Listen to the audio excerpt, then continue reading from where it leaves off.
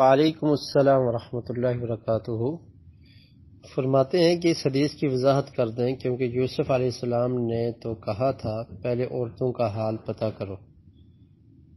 جی، یہ حدیث نبی کریم صلی اللہ علیہ وسلم نے ارشاد فرمایا کہ اللہ تعالی لوط علیہ السلام پر رحم فرمائے، اور اس کے بعد آگے جو اشکال آپ کو ہے وہ یہ ہے کہ اگر میں اتنی مدت تک قید رہتا جتنی یوسف علیہ السلام رہے تھے، اور پھر میرے پاس بادشاہ کا آدمی بلانے کے لیے آتا تو میں فوراً اس کے ساتھ چلا جاتا۔ یعنی یوسف علیہ السلام بہت عرصہ تک گرفتار رہے، قید میں رہے، اور اس کے بعد جب بادشاہ نے آدمی بھیجا، اپنا ایلچی بھیجا، اور بادشاہ کی طرف سے ایک آدمی آیا اور آ کر یہ کہنے لگا کہ یوسف علیہ السلام آپ کو بادشاہ سلامت بلا رہے ہیں، تو یوسف علیہ السلام نے فوری اس کی دعوت کو قبول نہیں کیا۔ یعنی جیل میں رہنا، اور اس کے بعد اگر رہائی کا پروانہ آئے اور بادشاہ کی طرف سے پیغام آئے تو انسان فوری قبول کر لیتا ہے کہ ٹھیک ہے، فوری میں جیل سے مجھے رہائی مل جائے اور میں جیل سے نکل جاؤں۔ لیکن یوسف علیہ السلام کا صبر اور استقامت دیکھیے کہ اللہ کے رسول صلی اللہ علیہ وسلم نے ارشاد فرمایا کہ وہ نبی کے بیٹے تھے، ان کے دادا بھی نبی تھے، یعنی ابن الکریم فرمایا کہ وہ انبیاء علیہ السلام کا سلسلہ تھا۔ یعنی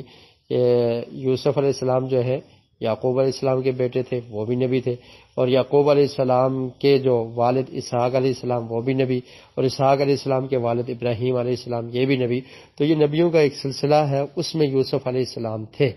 تو ان کا صبر، اس کو اللہ کے رسول نے بیان کیا ہے کہ کس قدر صبر تھا ان کے اندر، کہ اتنا عرصہ قید رہنے کے باوجود جب بادشاہ کی طرف سے آزادی کا پروانہ ملتا ہے اور بادشاہ کا پیغام رساں آتا ہے اور یوسف علیہ السلام کو آ کر کہتا ہے کہ آپ کو بادشاہ بلا رہے ہیں، تو اس وقت بھی یوسف علیہ السلام نے یہ کہا کہ پہلے جا کر ان عورتوں کا پتہ کرو کہ ان نے اپنے ہاتھوں کو کیوں کاٹا تھا۔ یعنی اپنی براءت کا اظہار کروانا چاہا کہ پہلے جا کر اس معاملے کے بارے میں مجھے بری قرار دو تو پھر میں جیل سے نکلوں گا۔ تو یعنی صبر کیا اور پھر بھی جیل میں رہے کہ جب عورتوں کا وہ معاملہ جو تھا، جو حضرت یوسف علیہ السلام پر تہمت لگائی گئی تھی، تو اس کی برات ہو جائے اور بادشاہ اس چیز کا اعلان کر دے کہ واقعتاً یوسف علیہ السلام بری تھے، ان میں کوئی ایسی خامی اور کمی نہ تھی۔